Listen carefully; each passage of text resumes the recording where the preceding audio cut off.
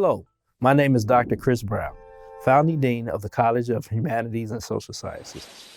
Welcome to HSS Insights, a series of conversations with faculty showcasing unique research and work focused on creativity, innovation, public service, and addressing social issues. Today, I'm joined by Dr. Fei Yuan, a professor in the Department of Geography and Anthropology, specializing in remote sensing and Geographic Information Systems, or GIS. Her research is centered on environmental monitoring and resource mapping using various geospatial technologies. Welcome, Dr. Yuan. Thanks for having me, Dean Brown. So today, we are on location at Woodland Hills Cemetery in Mankato, Minnesota, to learn more about Dr. Yuan's research.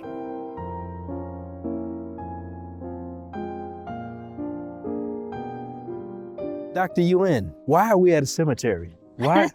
Tell us the story about your research. A family member passed away in 2016. I tried to find a plot for him. So I come to the Woodland Hills Cemetery. I liked this place at the first glance. I feel so peaceful. All the bronze memorials are mounted on the ground level with the grass. It looks just like a memorial park. This is the only cemetery has this appearance. So let's go take a look at the handwritten ledger and the hard copy map. Okay, in the office. In the office, yep. That's their old maps and also their handwritten ledger.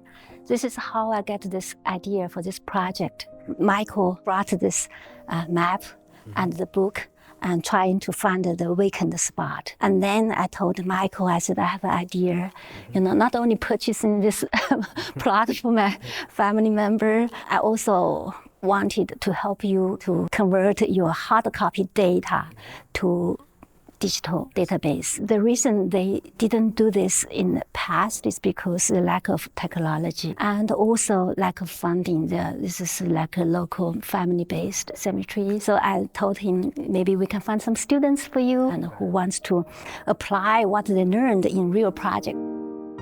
We have to search the handwritten map and also the book. I feel this is very inconvenient because you can see the map is on a fixed scale.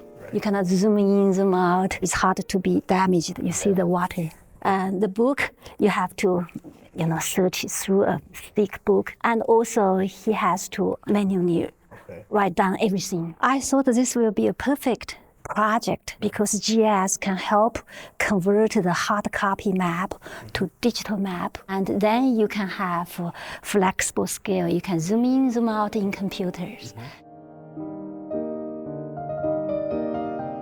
Map is called spatial data with locational information with the attribute table. They are connected. So if you click a spot or plot on the map, it will show, also highlight on the table digitally. And if you click a table record, it will show on the map. Tell us about the significance of the relationship between using GPS and GIS. GIS stands for Geographic Information System. It's a computerized system for spatial data mapping and data analysis and manipulation. GPS stands for Global Positioning System, which is a major technology to collect data in the field. So GIS can help us save money and time. The traditional hard copy maps and data is time consuming, cost ineffective.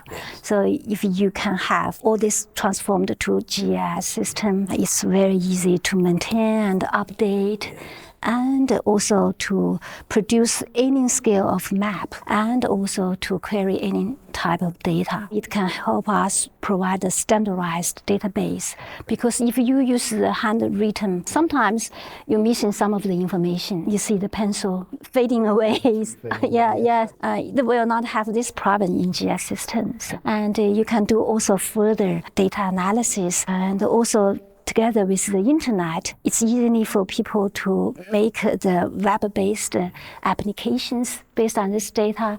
So then the local communities, they can access the information from their cell phone. That's much more convenient. So if he needs to update the recently 4 years data, we can help him to update that. You see there's so many trees here. Originally, we wanted to use the UAV, the unmanned aerial vehicle-based sensor to take the image, because UAV sensor can also collect data up to like 1 centimeter resolution. However, because of those trees, you see many of the plots were covered underneath the tree. We finally decided to use the GPS to collect the data, because we can get it to the plots underneath the tree using GPS. However, the trees also affect the accuracy of the GPS data. So we had to implement some of the additional strategies. So we have to put an additional sensor and a rangefinder and antenna attached with the GPS unit to get more accurate locational information. They have 4 gardens here. The Peace Garden, the Tower, the Crystals, and the Devotion. Based on our research, this one has the most inhabitants. I'm curious, how did you present this idea? I wrote a FRG, faculty research grant, after I talked to him. I also showed him a copy of my proposal, and he liked it. When I was writing the FRG, I invited Dr. Wu Jian as the co-pi, because he teaches GPS field mapping course. Also, I talked to him to see if he got any good student that's maybe interested in helping this project. He said his TA for the class, she probably will be the best candidate. This is a great project, I mean, because it's community oriented. Also, you help resolve an issue for a cemetery manager to overcome challenges of structure and record keeping. And also you have students engaged in this. When you presented this project to the students, how did they feel about going to a cemetery? When I talked to the graduate student, she seems very interested in this because she wanted to have a project for her APP.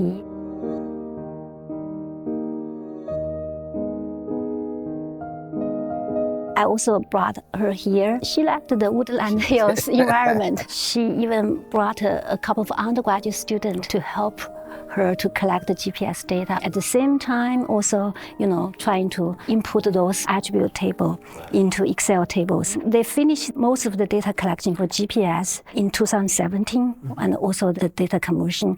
Then the graduate students started to write the APP paper. You also need to add the data analysis part. For example, how many percentage of veterans were buried here. So what about the average lifespan compared to non-veterans? Are there any special patterns about the different generations burial site? Is this clustered pattern or randomly scattered patterns? She also trying to find out what are the commonly used family names, inhabitants that were buried here. Because those information will be used for the human geographers, historians, and maybe local individuals. And the cemetery manager, he's most interested in knowing where are the vacant plots and how many are left for each different gardens. So maybe he can push to sell some of the plots. For individuals, they're not only interested in finding a vacant plot, they want to find the best plot for their family members. So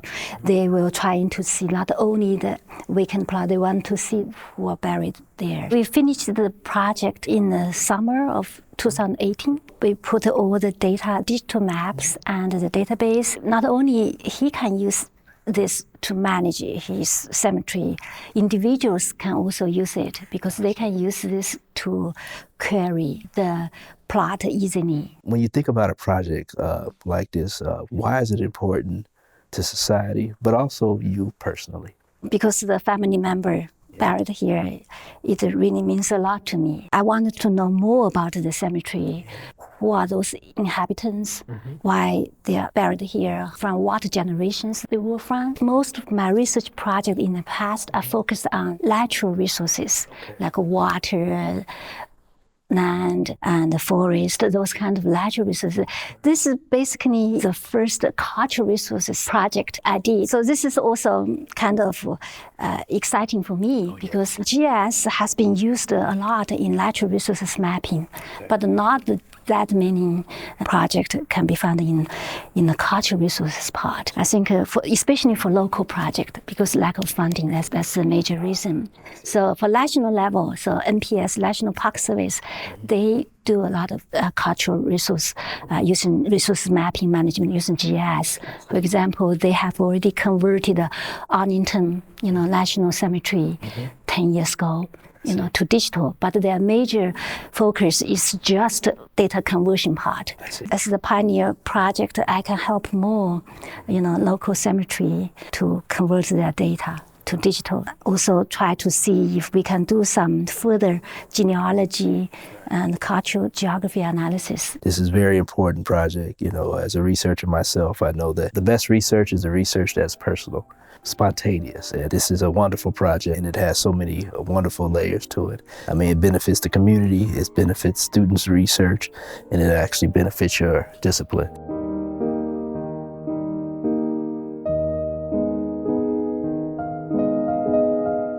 Thank you, Dr. Yuan, for joining us and sharing your research with us today. Thank you, Dean Brown.